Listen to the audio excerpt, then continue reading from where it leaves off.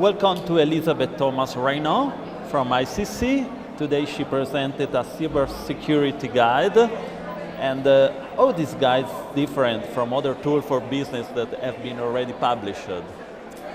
Well, the International Chamber of Commerce developed this guide so that it would fill a gap between guides that are very oriented heavily towards information technology folks, very technical, very detailed, and those that are very high level for business folks.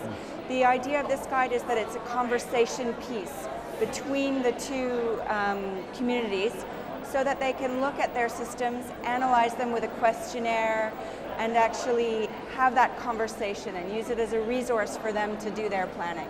Okay. How does it help business understand and address risks? Well, there are steps that we work through. Basically, there are a set of 5 principles that we set out for companies to have a security policy in place. Then we talk about the 6 actions that get them started in doing that. And then we go into a little bit more detail on how to put those principles into practice.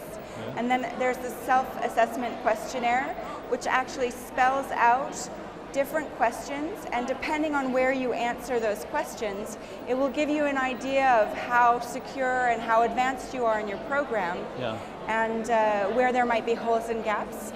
And then it also makes it clear that this is a repeated process, that you're never going to get to an absolute security state, but by putting a program like this in place, you can mitigate and manage the risk.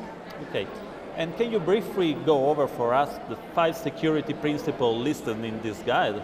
Sure. The very first one is that you want to focus on the information, not the technology. And that goes back to this idea that it's not just an information technology IT department question. It really is about a management issue, and there are people involved that are very, very important in the process.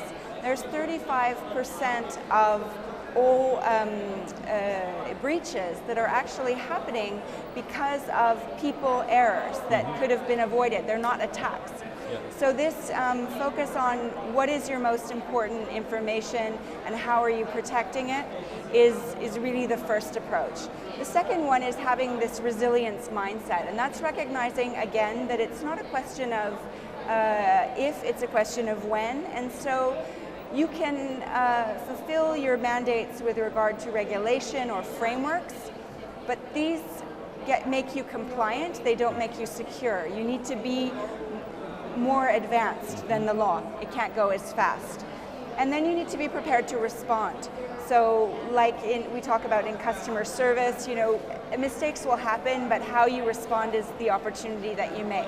And it's the same for cybersecurity.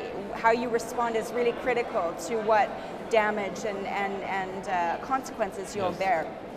And then there's also this idea of demonstrating a leadership commitment. And this is really where you want this issue not to be right at the top of your business planning, so that the board, the executives, the high levels of business governance are involved in the decision making and also are allocating resources, financial and people, in training and supporting this issue.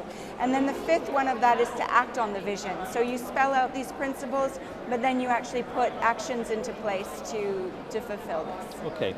And we know you didn't have the opportunity to see Torino again, but you already been in Piemonte. Yeah, I have. So what you tell us about our region? I had a fabulous family holiday in Piemonte with my husband and my 2 children. We stayed at an agriturismo, had a beautiful view over the region with the mountains in the background. We visited the little towns in between Asti and Alba, and it was exceptional. A very, very nice memory. Great. So I hope you have the opportunity to see also Torino. And thank you. Thank you very much for the explanation, and thank you. Welcome My pleasure. Back.